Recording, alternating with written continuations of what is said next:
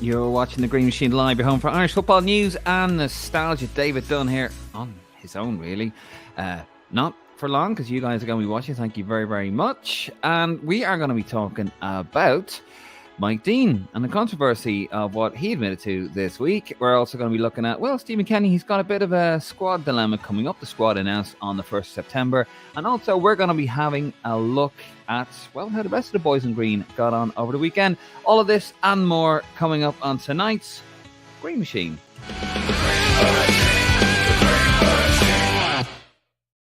And of course, this is Irish football's most interactive podcast. So I want to hear from you guys. It's just me. So, I want a bit of company, lads. I love you. The other lads don't. That's why they're not here. But I want to hear from you guys out there in YouTube and Facebook land.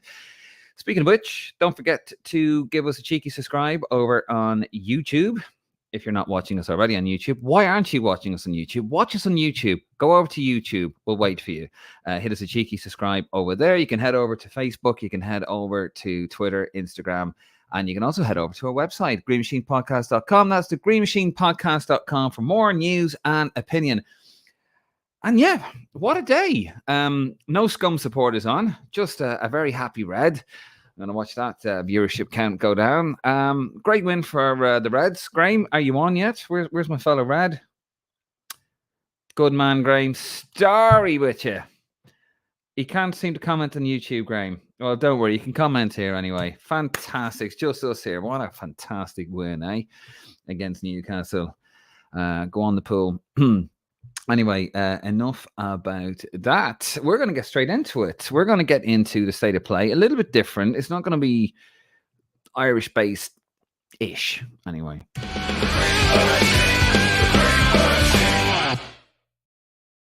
So, I'm not sure if you guys out there watch or are familiar with Simon Jordan, the former Crystal Palace owner. He has a podcast out called Upfront with Simon Jordan. He's also on White and Jordan during the Week in Talk Sport over here in the UK. I'm sure you can get it in Ireland as well. He's really good. I like him. He's a breath of fresh air. He's like a charmless Eamon Dunphy. Anyway, he had the former Premier League referee and former VAR ref, Mike Dean, on his podcast Upfront.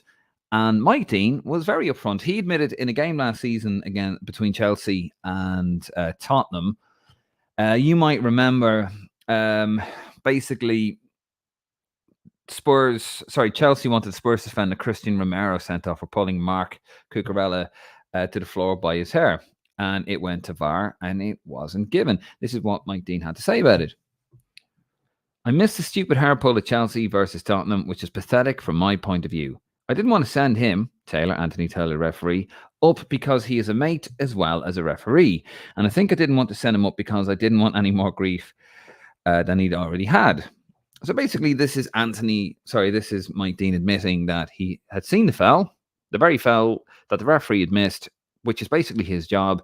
And he just, didn't want any more aggro for his mate. Now, he's since come out, and he was on Sky Sports yesterday, and he said, oh, well, I may have called him my mate, but he's just a colleague, really. Like, that's well out of proportion. People shouldn't have an issue with that. No, Mike, I think you'll find people don't have an issue so much with that. It's the fact that you blatantly didn't do your job. And I don't know what you guys think about it, by the way, before I go off on the inevitable rant that you can probably feel is coming.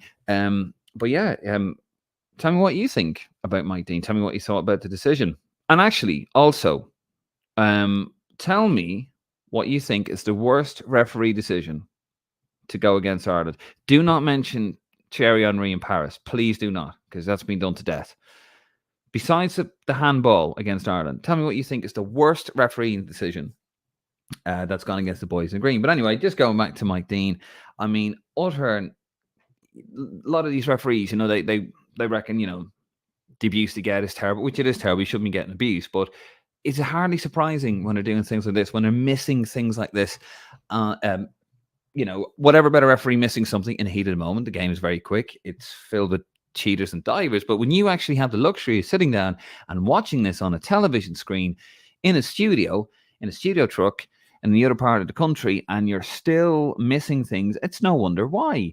And this is just utterly pathetic. I think now he's come out and he's tried to defend himself on Sky because, Sky has thought, well, we can't really get rid of him off our VAR panel or whatever that they do on Gillette Soccer Saturday, where they send over a dodgy decision over to Mike Dean, was the referee right? Because, they probably invested a lot of money to build his own little desk thing and the whole lot. So they get him to explain himself. That's kind of what Sky do. He did with Jamie Carragher when he was caught spitting at those fans. They get you to explain yourself. So they're giving you another chance, essentially, because it's a little bit hypocritical, I think, having somebody like that on the panel. Why are we going to this guy to get some expert analysis? He is an expert in terms of the fact that he used to do the job, but he can't do it. He really, he can't do it, and he can't do it properly. So why are we listening to this guy? Why is this guy given a platform on television? To me, it just seems absolutely mental, but he's given credence, and, Sky have put a lot of money into him. I just think it's absolutely mental. So I'm a Jordan who actually do like listening to, and I do enjoy listening to, was trying to defend him, because obviously he's put him, he's outed him, so to speak, on his own podcast, which is a good podcast, by the way. I do recommend you have a listen to that. And he's trying to defend him, and you can't really defend it, can you? That's just my take on it. I just don't know why we have this guy on television. I just think it's really, really, really poor. Tell me what you think anyway in the comments. That's just my little rant. I just heard about it during the week and I thought, you know what, I'm not having this. But yeah, he's trying to defend it by saying, oh, he's not my mate. We all have people we don't like, and he's one of them, but he's not my mate. Anyway, I just think it's utterly ridiculous. And if you remember, actually, after that game, that's the one where Tuchel and Conte had to be dragged apart. You remember? And I think Tuchel got fired very soon. Not just because of that. He's quite a difficult customer. But yeah, just to finish up there, Dean said it's all been blown out of context, referring to him as a mate. You've got to look at it in context. You might not like some guys in your refereeing group, but when you get a name on the weekend, there are 4 of you in the middle, a VAR and an AVR. Those 6 people are your mates for the day. The mate thing has been blown out of proportion. That's not what we're annoyed about, Mike. But anyway, that's my rant for the week. We're going to move it on to Boys in Green. Keep your comments coming in there, guys. I see them coming in. And we will get to those towards the end of the program. So we're going to move it on to our Boys in Green. We're going to get a little bit more Irish orientated.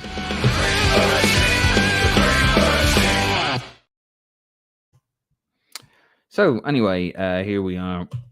I'll read it out to you. See, this is normally where I get Nick to do, but he's not on because he doesn't love you like I do.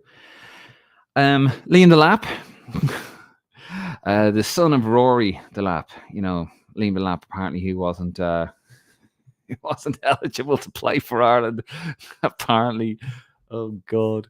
But yes, he is. He very much is. Liam Delap is very much available to play for Ireland.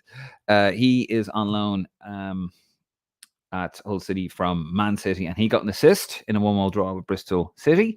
Mark Sykes in that same game got an assist for Bristol City, and it was actually a lovely bit of play as well from I've gone completely blank. Jason Knight, lovely run there. He played excellently in that game. He did, actually. Hulk Hogan got a goal for Birmingham against Plymouth Argyle. Callum O'Dowda assist for Cardiff. Do you know, we have a private group here, and between Martin, Nick, and myself, where we sort of, we crew all the data for the week. And Martin was at pains to, he was absolutely at pains to tell me that Callum O'Dowda got an assist with a middle finger, which is, classy of Martin.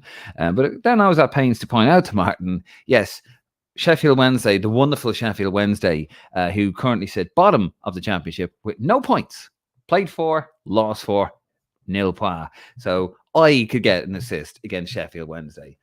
But anyway, we're moving on. Yes, we are, Daryl.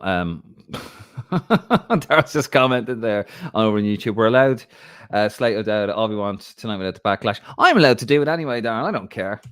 I'll say it to Martin's face if he was here. I might just say to that instead. Right, where was I? Back to our Boys in Green. Adam Ida with a goal and assist for Norwich City against Huddersfield Town. He's done really well, Adam Ida. Fair play to him there. He's had a lot of issues with injuries, and for such a young lad, really knocks you out of your stride, really knocks your confidence. But he's doing well, and we need him. Stephen Kenny's shown a lot of faith in him, and we really need him firing on all cylinders. He's a massive potential. Nick's favourite player, Alan Brown, got an assist for Preston North End against Swan. Ryan Manning with 2 assists for Southampton against QPR. Fair play. QPR, obviously, sorry, Declan, if you're watching, bit of a turbulent season for them, I think. But Ryan Manning, he had a bit of a poor showing last week. I wasn't impressed with him in the game against away in Plymouth, actually, but he's come back in, and hopefully just in time, as the Ireland squad will be announced on the 1st. Jason Malumbi with an assist for West Brom against Middlesbrough. Malumbi again doing the business for West Brom. It was seen trying to drag them to the Premier League. I know some criticize his maybe lack of technical prowess, but you know what? He makes things happen. I really like him. I think he's a future Ireland captain. There you go. Where are we? Tyler Goodrham, 2 goals for Oxford against Charlton. Now, this guy, Tyler Goodrham, he sort of burst onto the scene. So he is playing in League One. Now, Connor over on Republic of Ireland Tracker has been really tooting the horn. You are. Connor, if you're watching, I'm not sure you are, about this guy. And I tried to do a little bit of research on him. He is Irish eligible through his grandparents. Now, he's got no connection. He hasn't played underage football at all. I'd love to show you the goal that he got. He got 2 goals, and I'd love to show you the footage of that, but I can't because it was on Sky and it'd be taken down. But my God, he looks like a player. He just slaloms in and out of the defence, and he just smashes in the top corner. If we can get him on board, it could be the latest in the, it could be another Tom Cannon situation there. But what a player this guy could be. Good man, Connor. There he is. He is here. Fantastic. Give me some more stats, Connor. My stat man isn't here tonight. Give me some more stats about Tyler, and we'll get to it in the comment section. Aaron Cashin with a goal for Derby and an assist for Derby against Peterborough. Good man. Danny Mandrew with a goal and assist for Lincoln against Blackpool. Barry Cotter an assist for Barnsley against Wigan, and a Johnny Haynes goal. Johnny Hayes goal. Johnny Haynes, obviously the first football superstar who has a stand named after him at Fulham. Not this guy here, but he got a goal for Aberdeen against St Mirren. And of course, tonight, last night actually, Troy Parrott made his Eredivisie debut, coming on 5 minutes from the end. To be fair, he hasn't played a lot of football, so they're just going to ease him in there for Feyenoord's feeder club, or used to be the feeder club, didn't they? Excelsior. So good luck there. And any more comments there? And I don't think I missed anything there in terms of other information. If I have, guys, help me out. Help out a brother. Put it in the comments and we'll get back to it. No shame here. We did put a Twitter poll out, actually. Speaking of the championship. So Sammy Smolix, I don't know what he's done to Stephen Kenny. He must have ran over his dog or something. I don't even know if he has a dog. But he just cannot get into the Ireland team. So we put a poll up, actually. I was a bit premature, with my graphics. I have a graphic here from the poll. This was about 5 minutes left. Sorry. So here you go. Oh, should he be in the Ireland squad? Sammy Smolix, we asked you on Twitter today. Here was your answer. Yes, 82%. No, 18%. Now, that was with about 5 minutes to go. It actually finished with 80% yes and 20% no. What do you guys think in the column? What do you think in the comment section there? Tell me. Should he be in the squad? What does he have to do to get into the Ireland squad? He's a little bit different. He was very good the other day. Everyone raving about him. What does he have to do? What does he have to do? I don't know. Does he have to get the same photos Jeff Hendrick has? Probably shouldn't go on about that. But it was very, very good anyway. It plenty to be happy about there, I think, for the Irish football team going forward. And also, yes, we had a debutant, didn't we? Had Andrew Moore, and he moved from Brighton on a loan to Blackburn Rovers, and he made his debut. So good on him there. And love this. Stephen Ring, Evan Ferguson, very lucky not to be on your goal list tonight. He could have had 2 or 3 essays, especially that control and spin. And Connor has a little update actually on the Tyler Goodrham. He's desperate to play for Ireland. Keep an eye on the under-21 squad on Thursday. Oh, I like it. Yes. The squad is being announced on Thursday for the under-21s. And on Friday for the men's senior team, that's the 1st of September, we will have a podcast. We will have reaction to that. And Connor again, Sinclair Armstrong with Von, Moran and Goodrham behind him will be something special. I love it. And right, we're going to move it on to another section here. Now, on YouTube, not YouTube, on Facebook, we asked a question on the Green Machine page. Nick asked a question. And I want to get your answers to this. And by the way, I still want your answers for what was the worst referee decision. Come on, I haven't seen a single comment there about the worst referee decision to go against Ireland. I've got a couple there, actually, yeah. Come on, I want some more. Give me some more, please. Just not Henri.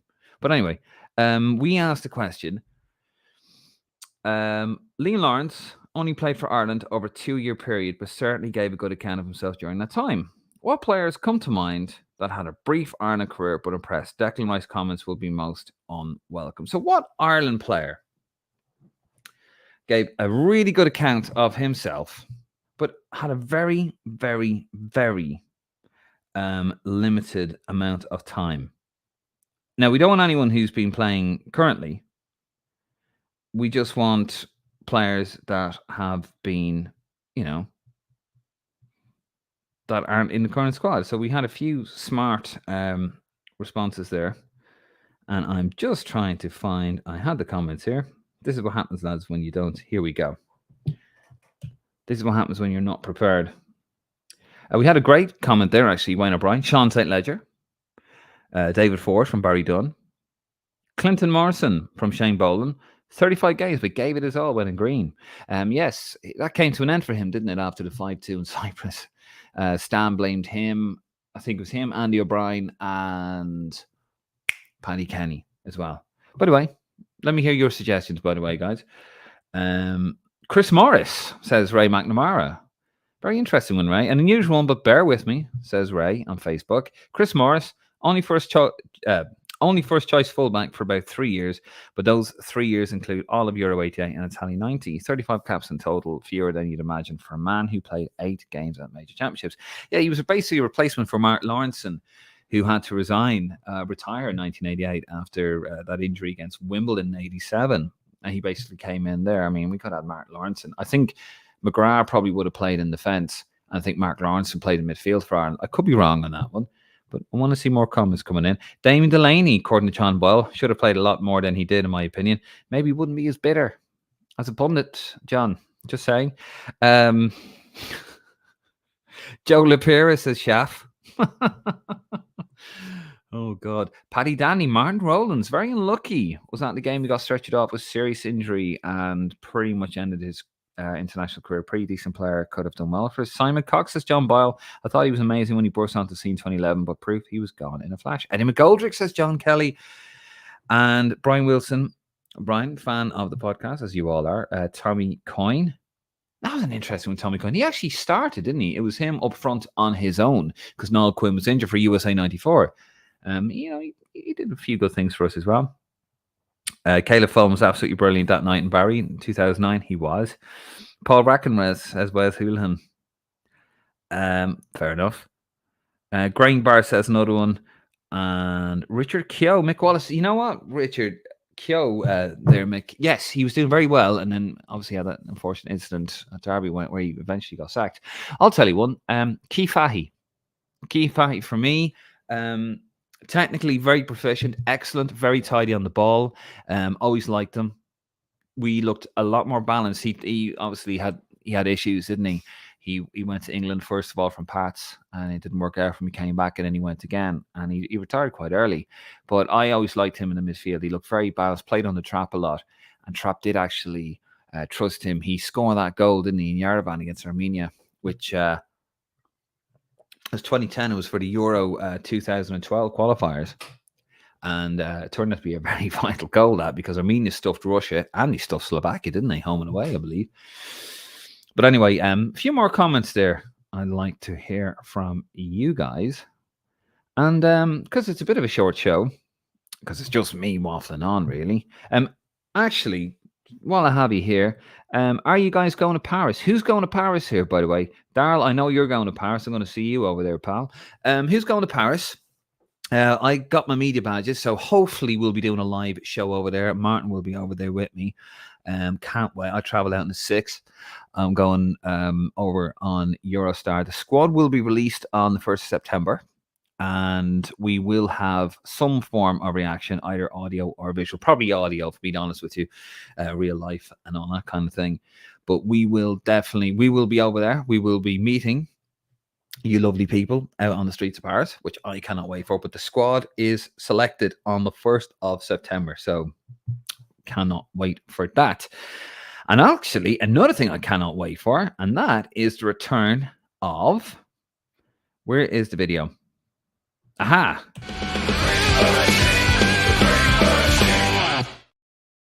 That's right. This Week Back in the Day is going to be back this week in the day time, literally 8 o'clock in the morning, Wednesday. We have a brand new episode. We haven't yet recorded it. That's how brand new it's going to be. It'll probably be recorded the morning that it's released. So literally we'll be hot off the press. What are we going to be talking about? What's Nick and I going to be talking about?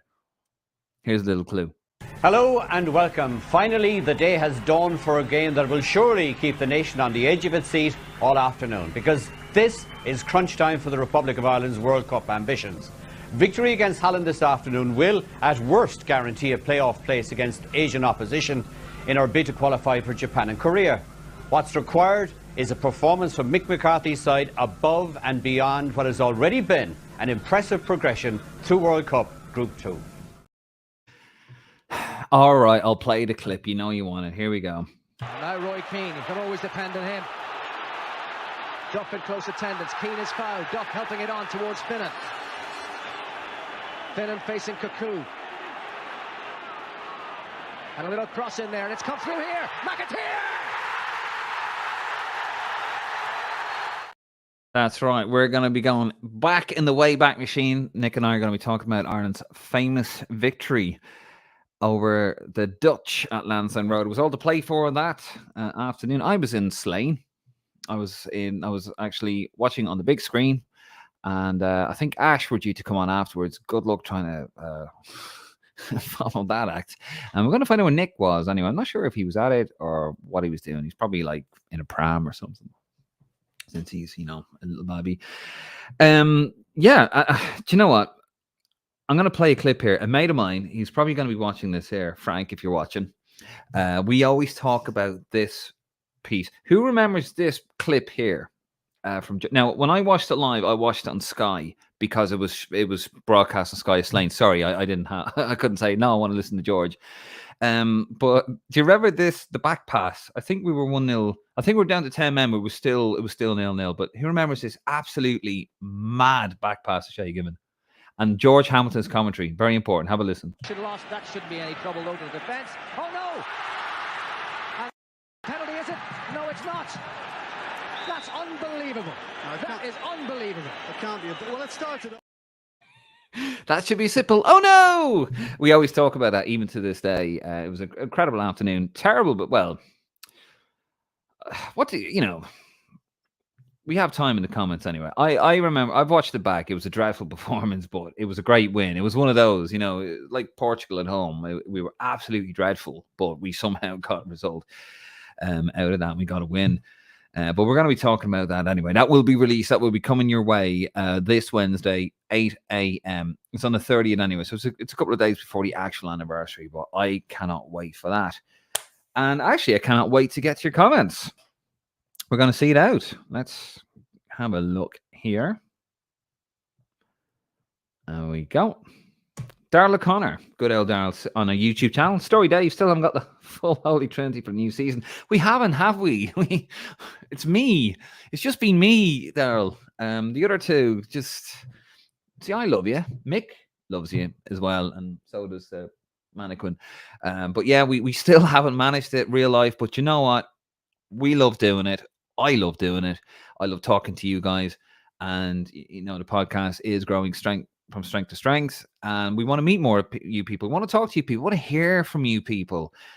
What other podcast lets you have as much say? And we don't even charge you for it. But yeah, we just absolutely love doing it. Graham Farrell on the Mike Dean situation. Thought it was poor and shows it the refs union at play. Yeah, it really does. I get it. It is an us against them, but I think it's just this lack of accountability. Maybe there isn't a platform for it. Is there a platform to be accountable, to come out and say, I've made a mistake? I think it's only happened a handful of times. I think it's actually only ever happened once where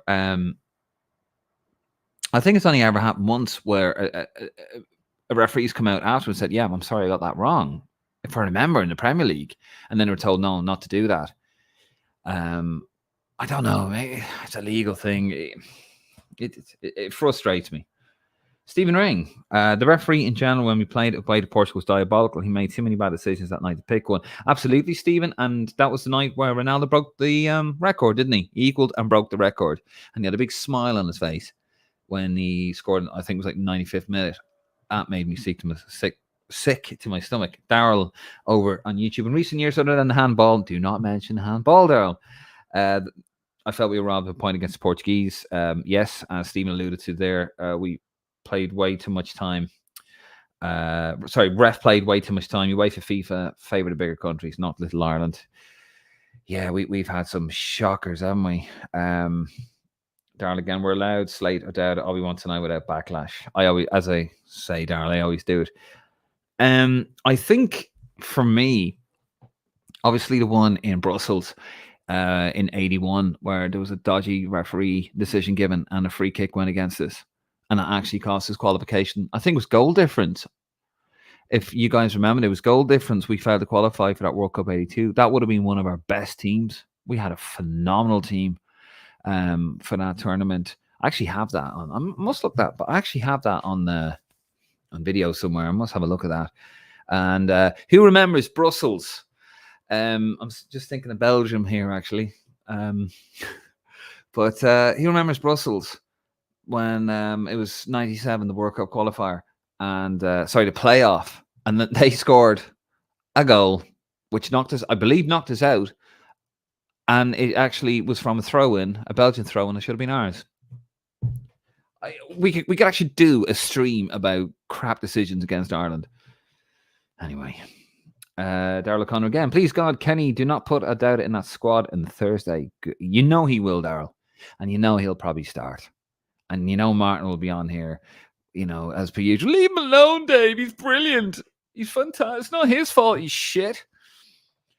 Connor, I'm here, Dave. You are. And so am I, Connor. Huge fan of Malumbi, says Daryl. Real aggressive player, every team could do with. A starter for me for Ireland every time was class against Leeds the other week. Him and Cons oozing with passion. 100% agree there, Daryl.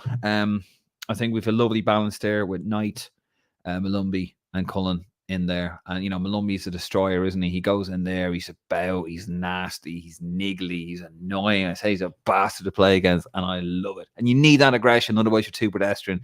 He's constantly at your heels. Definitely Ireland captain. Irish Football Blog. How you doing, Bill? And Republic of Ireland player tracker. So that's Connor as well. Have you merged? What's going on? I mentioned him first. In fact, I did it for you on the Green Machine site. Good man, Bill. Oh dear. Sort yourselves out there, lads. Jerry O'Sullivan. I know we're struggling, but why would we want a League One player who's not Irish? Well, because he's a real talent, Jerry, from what I've seen. I haven't seen a great deal of him, but he looks to have real potential. He's an attacking threat. He's only 20. He has time to develop. Look at Jason Knight. He was in League One for a season and a bit, and he's gone on to the Championship, and he's taken to it like a duck to water. Because he's 20. That's why. He's a real talent. Have a look at him. Check him out. Go on to the Twitter page. Go on to Republic of Ireland Tracker. There's a plug for you there, lads. Have a look. And they've got clips of him. I can't show it to you. I wish I could, Jerry. I can't show it to you on this because it'll be taken down by Sky. But this guy looks a proper prospect, and hopefully, and something that's a little bit different. Connor again. He's desperate. I'm silent. I keep doing it. I was like, don't press on that comment because we've already seen it, and I keep doing it. It's like a fly going towards the blue light thing. Right, Stephen Ring. No, I've read that one out. I caught that one out. Stephen, that's the one about Evan Ferguson. And Connor again about Sammy Smolik. Should be in the squad, but he won't be called up somehow. Daryl Connor, another one that not only needs to get in the Ireland squad but start is Manning. I can never stomach O'Dowd at left wing back again after Athens. Ha ha ha. Are you watching, Martin? See, it's not just me. Daryl gets it. Daryl absolutely gets it. Just be careful, Daryl. You are going to meet Martin. He's probably going to come at you with a glass bottle in Paris. But yeah, O'Dowd at a left wing back. Look, I'm not having a go at it. Well, I am actually, but you have to say that, don't you? It's a bit like when you say something horrible to somebody, but you go, no. You know, not because you're Irish, it sort of cleanses everything away. Look, he's not up to... Your wing backs have to bomb on. They have to bomb forward. O'Dowd doesn't do that. He's not a left wing back, so he shouldn't be there. Now, Manning, Nick made a great point last week actually about Manning. He's not as mobile, and he doesn't like to push on because when he pushes on, he gets cut out very easily. And we saw it against Plymouth. Now he slipped and he's left on his arse. Now I see a question coming up here about tactics, so I won't go on too much about it, about adaptation and being adaptable to tactics. But that's probably one of the reasons why Kenny probably hasn't selected him, which I think is actually valid. To be fair, Dan, I do think it's valid. Stephen Ray again. But Sammy Smolik, I can't see him being called up for these two games. I can't see Kenny changing anything for this break. Next break, he has a good chance. What do you reckon he's going to stick with? Because what's it, 2 points? Needs minimum 2 points from this to stay in contention and to stay in the job. And of course, against the quality of opposition, he probably doesn't want to change. He wants to stay loyal to those who have let him down. But, you know, whatever. Graham Farrell, Paul McGrath, USA 94. What's that in conjunction with Graham? I'm a bit lost on that one. Come back to me on that one. Liam Lawrence is now Stoke City under 18 manager, by the way. Oh, okay. He had a massive row with Roy Keane, didn't he? Roy Keane threw him out of Sunderland. And what was the name? Dumpy said that anyone has a row with, falls out with Roy Keane is, he's got good character, or something like that at the time. Darrell O'Connor again for a limited time, but a press for me would be McGoldrick. Dave McGoldrick, not Eddie McGoldrick, but we call him Eddie, don't we? Dave McGoldrick, yeah. I think Mick got the best out of him. Not an out-and-out striker. Holds the ball up well. When we were playing that burst football and we were trying to kick our way out of trouble, and then McGoldrick would basically just hold on to the ball and he would bring the midfield into play, wouldn't he? He was very good at that. Very, very tidy footballer, but not an out-and-out goal scorer. But yeah, I'd go with that one. Graham Farrell, Martin Rowland broke his leg after 3 games in Croker. Oh, I remember that, We had a few of those. What was that man? Judge, was it? Alan Judge? Had a great game against Denmark in Copenhagen, and he got injured, and he was actually, whilst the lads were celebrating the draw, Shane Duffy's equaliser, he was still getting treatment on the side, and he looked really good for us. I thought he might win it for us, actually. His delivery was superb. Stephen Ring. I bloody loved Liam Lawrence. Ran his socks off every game, especially the play-up against France. Yep. He did. Did he miss a sitter in the home game? No, he didn't. That was Andy Keogh, wasn't it? He missed a sitter in the home game to make it 1-0. Darrell O'Connor, also Stephen Ireland, but that was his own doing. Yes, it was. Quality player. I've got most of Steve Staunton's games actually, and in charge. And Stephen Ireland, I think, he had 3 goals in 5 games. What a talent that guy was. What a talent, but he shot himself in the foot. And so, unfortunately, Graham Farrell. Tommy Corner did well. Leon Best did okay as well. Dave McGoldrick, Keith Fatty. Yes, Dave, you're right. He was a class player. He wasn't he? He was so tidy on the ball. He was just what we needed. He just gave that balance to our midfield. And then I think did I watch him and Colin Healy in a game for Pats against Cork City? And they were really they were just absolutely streets above everyone else, just so technically good. Daryl again. Would you agree we need to be more adaptable in formations? For example, flat fullbacks and put the extra man somewhere else where he can be better utilised. I think absolutely. I think a manager, it's a balance. It is a balancing act. Don't mean to sound coy, but with Ireland managers, we either go from the absolute laziness of someone like Trapattoni, where he goes back to rugby tactics and basically announces his team a week in advance. You know, back in the days, even with Jack, they used to announce the team the day before. It was just what you did. And then you went to the complete barmy of Mick sometimes, where Mick would, I think he was trying to play 5 at the back when he took over 96. And then when we lost 3-2 in Skopje in a massive row at Andy Townsend, he said, no, back to 4-4-2. That's our bet. And then we got steadily better from that. And then, you know, we kind of, and then you have the whole thing of Martin O'Neill putting Cyrus Christie in midfield, like with an hour's notice when he's never played in centre of the park. So it is a balancing between, you know, not being too familiar and not being too crazy. And I think, yeah, look, every manager wants to play their style, and I get that. And Steve Kenny has his style of play. However, when it comes to international football, you can't just go out and buy somebody. You know, you do have to adapt. Now, I don't think we can play wing backs with, if you want to play wing backs, right? But we don't have players to play wing backs. We don't have wingers. We just don't. Mickey Johnson's out injured, I believe. Yeah, he is out injured. Jason Knight, do you really want to play him as a wing back? You've got James McLean playing 4th tier football. He can't. For Wrexham, you can't have that in League Two. You can't really have him starting against Holland and France, really. So we don't have wing backs. Don't play them. We don't have them. So don't play them. You got a good left back with Ryan Manning, but he's not a wing back. So you do have to adapt. But he won't. He has his philosophy, he has his way of playing, and okay. But yeah, to answer your question, yeah, he should adapt. Every manager should adapt. Stephen Ring, for a player who should have got more games, I always thought David Ford should have got more caps than he was. Lovely fella, Stephen Ring. I suppose I can share this story, but I used to work for Millwall, and that's actually where I met Mick McCarthy for the first time. And where I used to stand, it was near the Players' Tunnel, and although I'd actually be just outside the Players' Lounge, and I'd often see David Ford. What a lovely man! I actually saw him the week after we drew 1-1 with England in Wembley. And I actually said to him, he made a great save, if you remember, a phenomenal save, actually, in that game at Wembley. And I said it to him, what a lovely man, like really, really lovely guy. I'm sure he won't remember it. But apparently during one of the games, my colleagues were down by the referee. They had to like stand outside the referee room. Apparently the decision went against him. And he ran after the referee. The referee locked the door. And he's outside booting the fucking door. Just boom, boom. The referee said nothing.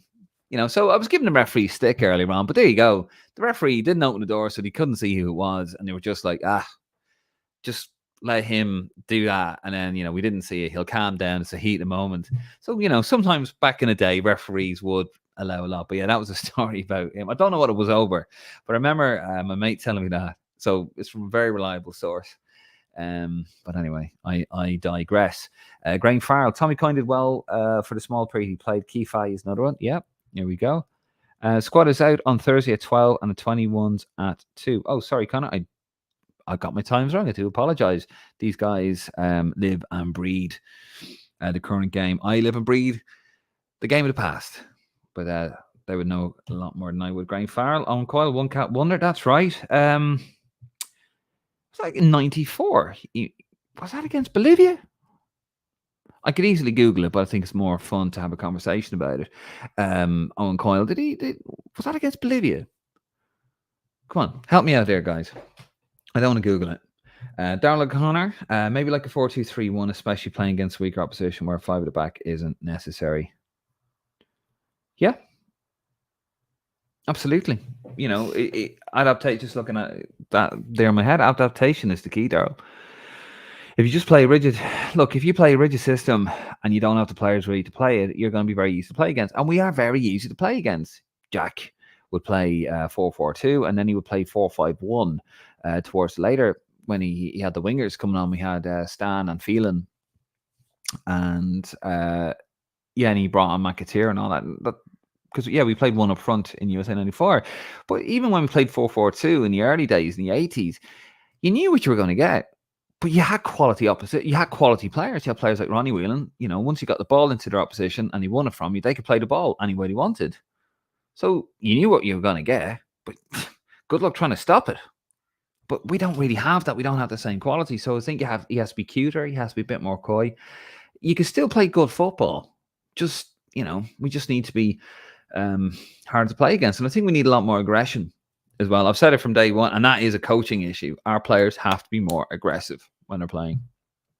Darrell O'Connor, Bill Jason Mack and the Old Lansdowne Road. Ah, yes. That is coming. That is a nod to our This Week Back in the Day episode coming on Wednesday, where Nick and I talk about when we beat the Dutch 1-0. Graham Farrell, no, he wasn't great, man. Dean Kiley was well better instead of David Ford. Dean Kiley, by the way, I mean, I do think David Ford, he never let us down, and I think he was very poorly treated by Martin O'Neill. However, Dean Kiley, what a goalkeeper. We had Shay Given, Alan Kelly, and Dean Kiley. And then you had Nicky Colgan as well, who actually wasn't a bad goalkeeper. I think, was he at Hibs?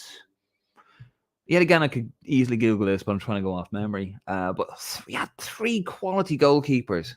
Given, Kelly, and Kiley. Phenomenal. Kieran Boyle. How are you doing, Kieran? Over in sunny Florida. Holland game was when we had backbone, skill, and determination. Now it's a load of attractive football bollocks, which won't get us to any tournaments. And also, we're going nowhere wearing a story. That's the main. Never mind your tactical analysis there, Kieran. It's the story, isn't it? We're not going anywhere there. Nick Menzies, who's this kid? Great to see a lot of continental-based players getting games. Parent McNulty in Holland and Jacob Ryan on the bench for Leon. Matt Healy scoring in Belgium and Joel Bagan playing as well. See, there you go. Even though he's not on, he's still giving me an L dig out. You know what? I was sitting there going, I'm missing something. A bit of a day today, guys, so I do apologise for my lack of preparation. But there you are. Yes, Jacob Ryan was on the bench for Leon. And, I mean, what a move that was. That one came out of the blue there. Fantastic. Fantastic to see it. Archduke, 8199. I was on the south bucket seats behind the goal. Great atmosphere. It looked phenomenal. The 2 places to be in the world that day was Lansdowne Road and Slane Castle. Because I tell you what, Archduke, when that goal went in, 80,000 fans. And they were mostly Irish. I will tell more about that story. They were mostly Irish at that game, at that concert in Slane. Hence why you had the second gig, because you were only allowed to have 1 gig in Slane. I think that's still a thing. It was a law. But they sort of, pulled a fast one because the tickets went to internet.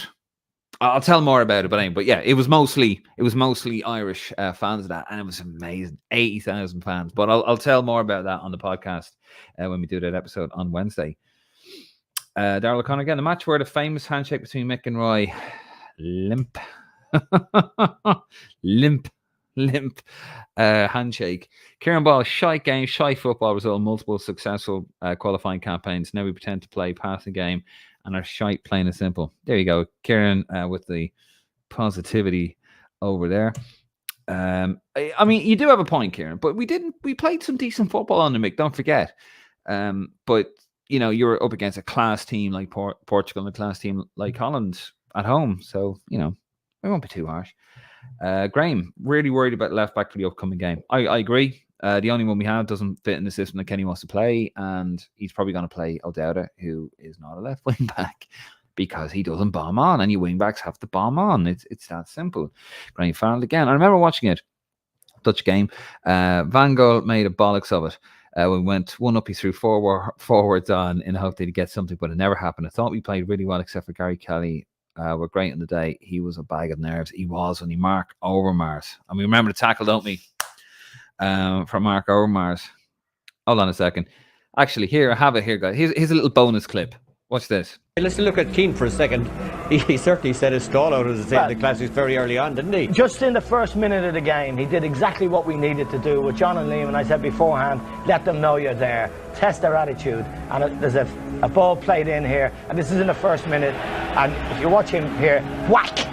Now, you're welcome to Lansdowne Road. If you're going to win today, you're going to have to ride a lot of that kind of stuff, and the bonus was he didn't get booked for it. He only gave it's just a Whack, welcome to Lansdowne Road. All of that and more coming up on Wednesday. So that's what's great about the Green Machine. We have all these clips. You know, we watch all this stuff. We're students of the game. Where, oh my God, I have lost my track. Here we are. Yes, and we are back. Sorry, when I showed the clip, it just knocked my comments going. I don't have a producer like these fancy other podcasts. Graham Farrell, he wasn't in until they were 3-1 down. I'm not sure what that is. Graham, Conley should have got a penalty in that game. Oh, that is Serbia. That's Serbia away, isn't it? Sorry, the comments have got muddled up there a bit. That's Serbia away, yeah. Is that the one where he turned around and he said there's a clip where he turns around and goes to the referee, have we got VAR? And the referee goes, fuck off with your VAR. And yeah, we should have. We actually should have had a penalty in that one. If that's the one, the 3-2 in Serbia. Graham Farrell. Yeah, that's right, Dave. My dad was telling me about it in the Charlton News 87. For the Euros, we got a late pen, which Brady scored. That got us a point. Karma. Yes, that was Belgium at home. A 2-2 draw. That was in the Heysel Stadium. That was literally a year. Just a little over a year after the Heysel disaster, where Jim Beglin, Mark Lawrence and Ronnie Whelan actually played in that European Cup final. But yeah, that was it. Yeah, 1-0 down, and Frank Steven got a lovely diving header, and then we were 2-1 down, and last minute, Liam Brady puts it away. I think he was captain for the day as well. You know, Liam Brady. No, Frank would have still been on. Sorry, I digress. Graham Farrell, I think you asked what was the best performance of the tournament we had. It was Pomegranate 94. Oh, sorry. I don't even remember asking that. Fair enough. Pomegranate 94. Yeah, he was. USA 94, and it was against Italy. Phenomenal. Graham, we are crying out for a number 10, in my opinion. We need Moran or Zaz as a wild card. Graham Farrell, got a question for you. I'm not sure if you watch League of Ireland. I don't get a chance to, Graham. It's not really shown over here. And just life is just mad at the moment. Who do you reckon is the best player currently playing the league that deserves a call up? I reckon Chris Forrester. And yes, I'm a past fan, but he's a quality player. I will take your word for that, Graham. I'm not going to try and bullshit you. I don't know. Nick, if you are watching, Nick, can you answer Graham's question for me, please? Darrell O'Connor. Also, is Zardy still suspended for this window? I believe he is, isn't he? And we don't have Seamus Coleman either. That's an excellent question. I don't want to go into it too much there, lads. I had a quick look there. But if somebody knows, tell me in the comments, please. Stephen Ring, Dave, I think you need to put up a poll about it, doubt it, just to see the general consensus. I think you're right, Stephen. Nick, if you're watching, because Nick put that poll up about Marin will probably try to boycott it, but you know. Yeah, I think you're right. Nick, next week, if you're watching, let's put a poll up about Colin Madeira. That'd be interesting. Stephen Ring, again, correct me if I'm wrong, but when we lost 3-0 to Germany under Noel King, didn't Ford get man of the match? Says a lot when you concede 3, still get man of the match. Yes. Yes, he did. We were dreadful. That was the night before I met Amy Duffy for the first time. Graham Farrell, yeah. USA Cup, World Cup 94. Stephen Ring, I agree with Darrell. For the likes of France and Netherlands, I can understand a 5 back with men behind the ball, but when we are playing teams our level and below, we have to be more attack minded with a 4 back. Yeah, even against Gibraltar, lads, I thought Gibraltar at home, I thought we were dreadful. The goalie made a mistake, went in, pounced on it 1-0. It's Gibraltar. You know, even Malta away, the minnow teams, we should be giving these guys a hiding. Graham Farrell, yeah, he played for us, Hibs briefly. That was on Nicky Colgan. Thank you, Graham. Darrell O'Connor, if the 2 points thing for Kenny is true, I'd say Kenny is aiming to not get demolished against the French and aiming for a win at home versus the power of the Irish atmosphere. Yeah, very much so. Archduke Colgan was at Hibs. Thank you very much. Kieran, apologies. The bastard heat is getting to me. Anyway, tired of people bad-mouthing the long ball. It was what got us to 2 World Cups. Yeah. No, it was. I mean, and the thing was, with the style of football Jack played, it was just a more crude version of what you see now. Pressing. You know, the Gegen press. That's what he did. We were the first country to do it. Hit it into the opposing team corner and basically make them play the ball outside their box. Unfortunately, Liam Brady tried to do that. He tried to play the ball inside his own half against West Germany in '89. That's anniversary's coming up soon, actually. And basically lost the ball, and he didn't. Was it Doffner? Was it? And anyway, he didn't track him down, lost his marker, and he scored a screamer, and Jack took him off. There you go. Graham, gotta miss Bill and the boys. Now we have Stephen Kelly and Joanne Kent. Well, Jesus. Well, it could be worse. We've got Daniel Sturridge over here, Graham. Daryl O'Connor, wouldn't it be great if Jason Lumley replicated that royal tackle? Welcome back to Ireland. It would be Daryl, but he'd probably be sent off. Remember Stephen Gerrard? Straight on and off against United. Graham Farr, I don't know what he means by shy football. We were beaten for the second time ever. This is Kieran's comment about only playing football to qualify for tournaments. Second time ever in a group, winning 7, drawing 3, finished second in goal difference. We were a class side. That was Mick's peak side. And if Keane hadn't have stupidly blown the lid, we'd have done better in the World Cup. What I would say, just to add to that, Graham, if Roy, his mentality was in the right place, definitely. But he went over there in a foul mood. Not to open up a can of worms, but he went over there in a foul mood. And I think actually we wouldn't have done as well as we did with him in the team under that current cloud. Graham, honestly, Doherty has been shocking at international level. I 100% agree. Daryl O'Connor, I don't have Twitter, Dave, but add an extra vote against Adair on my behalf. We will indeed, Daryl. I look forward to it. And Stephen Ring, was Doherty not a second yellow against Greece? Gibraltar would have been a suspension over. Yes, it was. It wasn't a straight red, was it? It was 2 yellow cards. So yeah, he's back. He could play left wing back. Although no, he's going to play right wing back because we don't have Coleman. Oh, Festi. He's doing well at Indonesia. Anyway, and one more comment, lads, and then we're going to leave it there. If Doherty is injured, left wing back and right wing back is really worrying. And just a few more comments. And Graham Farrell, agree with Graham Doherty. I agree with Graham. Doherty is an awful footballer. And Stephen Ring just adding, he has to call a Festi to play at right wing back, 100%. Lads, where is the music? We're going to play it. This is going to see us out. There you go. What part of the track is it on? Listen, we're going to leave it there. Thank you so much, you wonderful, beautiful people out there, for joining us on this week's episode of The Green Machine. We will be back with some comment on the team, and the team was announced on the 31st. Not the 1st. I got that wrong. On the 31st of August. And it's going to be interesting to see what he does. We know Callum O'Dowd is going to be in it. We know Jeff Hendrick. He still hasn't got a club. Shouldn't be in it. He probably will be in it. We're going to have a poll, though. We have to put that poll up about Callum O'Dowd. Should be a bit of crack anyway. But as I said, we will be back during the week with an episode of This Week Back in the Day. We will also have comment in some form. Just pop over to our socials, Facebook, Instagram, Twitter. I'm not calling it X. And also, guys, really appreciate it if you could spread the word about our YouTube channel. We've got some exciting things coming towards that. We're going to go more down the sort of might be delving a bit more into the Lansdowne Road archives, and you've seen the footage that we have on there, so we might be sharing a little bit more of that on the YouTube channel. So spread the word.